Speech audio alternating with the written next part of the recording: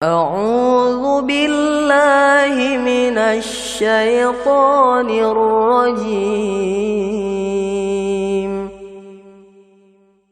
بسم الله الرحمن الرحيم.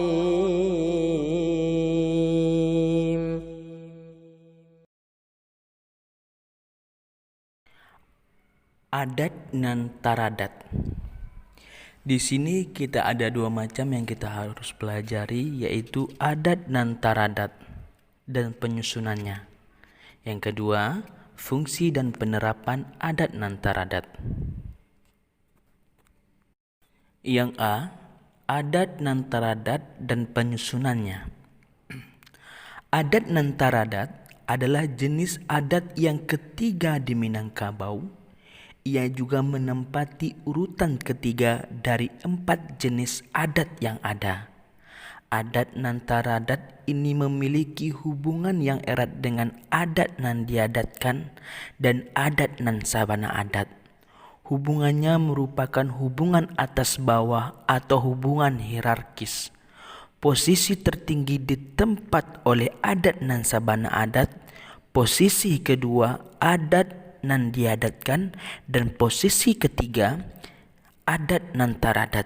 Jadi adat nan taradat bernaung di bawah adat nan diadatkan. Adat nan diadatkan bernaung di bawah adat nan sabana adat. Apa yang dimaksud dengan adat nan taradat? Pertama-tama pertanyaan inilah yang perlu kamu jawab. Minangkabau terdiri atas 2 wilayah. Kedua wilayah itu ialah Dare atau Luhak dan daerah rantau. Daerah rantau terbagi 2 pula, yakni rantau Pasisia dan rantau Dare. Di dalam daerah-daerah tersebut ada lagi daerah otonom, daerah yang mengurus rumah tangganya sendiri yang disebut nagari. Nagari sebagai wilayah Minangkabau memiliki hak otonom. Ia berhak mengurus dirinya, berhak membuat peraturan dan ketentuan adat di dalam wilayahnya. Ketentuan adat yang dibuatnya itu merupakan peraturan pelaksana dari adat yang diadatkan.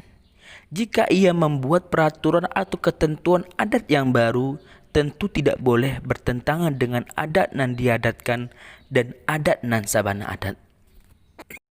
Ketentuan adat yang disusun di nagari untuk melaksanakan adat nan sabana adat dan adat nan diadatkan itu disebut adat nan taradat.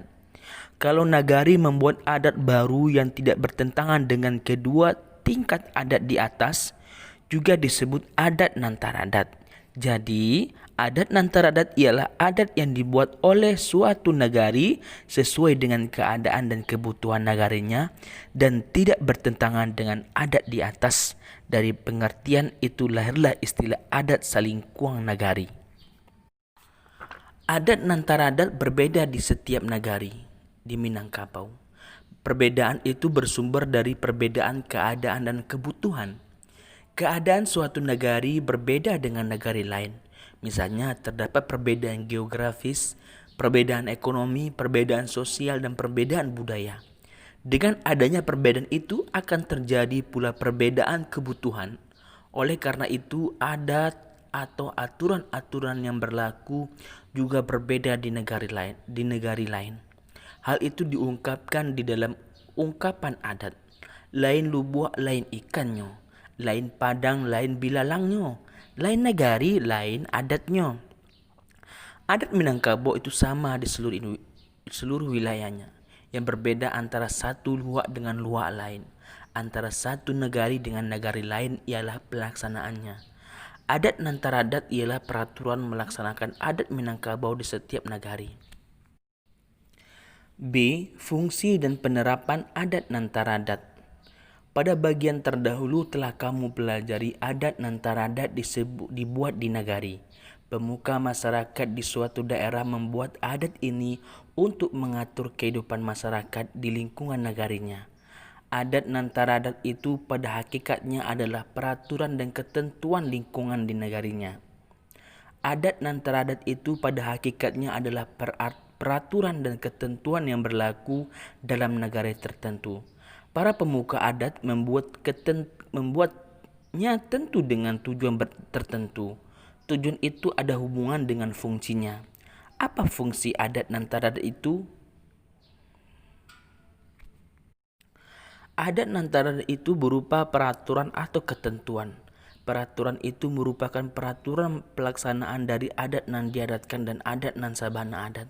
Jadi fungsi utama ialah sebagai peraturan pelaksanaan dari adat Minangkabau. Peraturan pelaksanaan itu dibuat supaya pelaksanaan adat di Minangkabau sesuai dengan keadaan dan kebutuhan masyarakat setempat. Jika peraturan ini tidak dibuat, kemungkinan adat Minangkabau tidak dapat dilaksanakan di negara itu karena tidak sesuai dengan keadaan dan kebutuhan masyarakat. Barangkali kamu dapat memahami contoh yang lebih nyata. Misalnya di Indonesia. Indonesia memiliki undang-undang untuk mengatur warga negaranya. Undang-undang dibuat oleh pemerintah pusat bersama dengan perwakilan rakyat. Undang-undang itulah harus dilaksanakan di seluruh wilayah Republik Indonesia. Oleh karena kondisi daerah di tanah air ini berbeda-beda, setiap pemerintahan daerah di provinsi diberi wewenang untuk membuat peraturan daerah. Peraturan daerah itulah berfungsi sebagai peraturan pelaksanaan dari undang-undang yang dibuat oleh pemerintah pusat. Seperti itulah kira-kira adat Nantaradat. Jadi fungsi utamanya adalah sebagai peraturan pelaksanaan dari adat Minangkabau.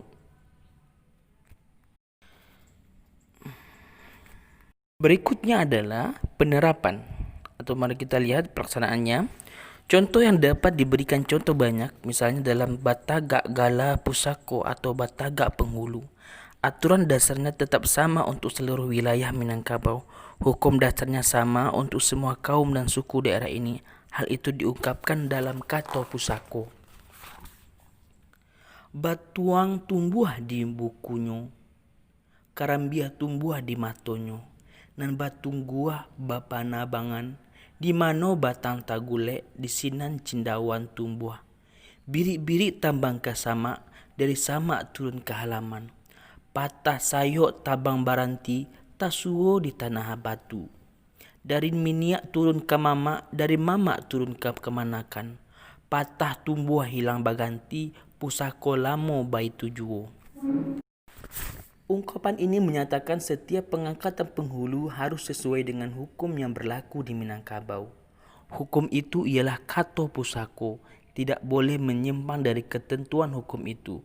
Akan tetapi pelaksanaannya dapat diatur oleh adat Nantaradat di dalam suatu nagari. Penerapan lain dapat dilihat pada ketentuan adat turun mandi, adat sunat rasul, adat perkawinan. Turun mandi merupakan peristiwa penting dalam kehidupan masyarakat Minangkabau. Oleh karena itu berhubungan dengan peristiwa kelahiran. Peristiwa kelahiran itu sendiri adalah peristiwa bersejarah bagi anak manusia dan bagi suatu keluarga. Peristiwa itu harus dirayakan. Dengan perayaan itu tergambar rasa syukur keluarga atas rahmat dan kurnia yang diberikan Allah. Adat Minangkabau menganjurkan untuk bersyukur dengan cara merayakannya itu. Tata upacara merayakan turun mandi itu diatur oleh adat Nantaradat di negari yang bersangkutan. Dan pun contoh lain adalah upacara perkawinan. Adat Minangkabau menganjurkan jika sudah tiba saatnya laki-laki atau perempuan dianjurkan untuk menikah. Hal ini selaras dengan diwajibkan oleh agama Islam. Perkawinan adalah peristiwa penting dalam kehidupan. Perkawinan di Minangkabau bermakna luas dan dalam. Perkawinan hukumnya penting dalam kehidupan. Perkawinan di Minangkabau bermakna luas. Adapun tata upacara merupakan acara pokok. Acara upacara perkawinan ini dapat berbeda di tiap negari karena diatur oleh adat Nantaradat. Upacara pokok itu adalah sebagai berikut. Yang pertama, menjejaki calon menantu. Menjejaki calon menantu ialah mencari bakal calon menantu. Inisiatif pertama dilakukan oleh keluarga perempuan. Biasanya bako yang mengambil inisiatif itu. Proses dilakukan secara diam-diam. Penjejakan itu merupakan misi rahasia. Belum banyak orang yang tahu. Hal ini dimaksud jika tidak terjadi kesesuaian, efek samping tidak ada, oleh karena dilakukan secara diam-diam. Yang kedua adalah meminang. Meminang atau melamar merupakan kegiatan resmi. Kegiatan ini bervariasi di tiap nagari. Ada kala dilakukan oleh pihak laki-laki dan ada kala oleh pihak perempuan. Hal itu tergantung kepada kesepakatan adat yang diadatkan di negara itu. Batimbang tando. Yang ketiga, batimbang tando. Batimbang tando merupakan bagian dari acara meminang. Jika pinangan diterima, dilanjutkan dengan batimbang tando. Kedua belah pihak mengikat perjanjian. Perjanjian itu dikukuhkan dengan saling bertukar tando. Tando yang dipertukarkan biasanya juga bervariasi. Ada yang berupa cincin, kain batik, dan ada kain balapa. Hal ini juga tergantung kepada adat yang diadatkan di dalam negari. Yang keempat adalah pernikahan. Pernikahan dilakukan secara Islam, biasanya dilakukan di masjid. Upacara akad nikah dipimpin oleh angku kadi di daerah oleh kedua belah pihak. Kaitannya dengan adat ialah sebelum pernikahan, selain mendapatkan persetujuan dari kedua orang tua, juga harus mendapatkan persetujuan dari mama kedua belah pihak. Yang kelima adalah upacara perkawinan. Upacara perkawinan merupakan upacara adat. Acara juga berbeda tiap negari. Akan tetapi acara pokok ialah dimulai dengan menjemput marapulai pengantin laki-laki. Ada yang menjemput itu hanya pihak keluarga saja dan ada yang mengikut sertakan anak darunya dan pengantin perempuan. Hal ini diungkapkan di dalam kato datang dek bajapui pai dek baantan. Basulua jo bato hari bagalanggang jo mato rang banyak. Anak daro dan marapula diduduki di atas pelaminan. Keduanya dipersandingkan bagaikan raja dan permaisuri yang didampingi oleh penggiringnya. Upacara bersanding ini dilakukan di rumah pihak keluarga laki-laki dan di rumah keluarga pihak perempuan.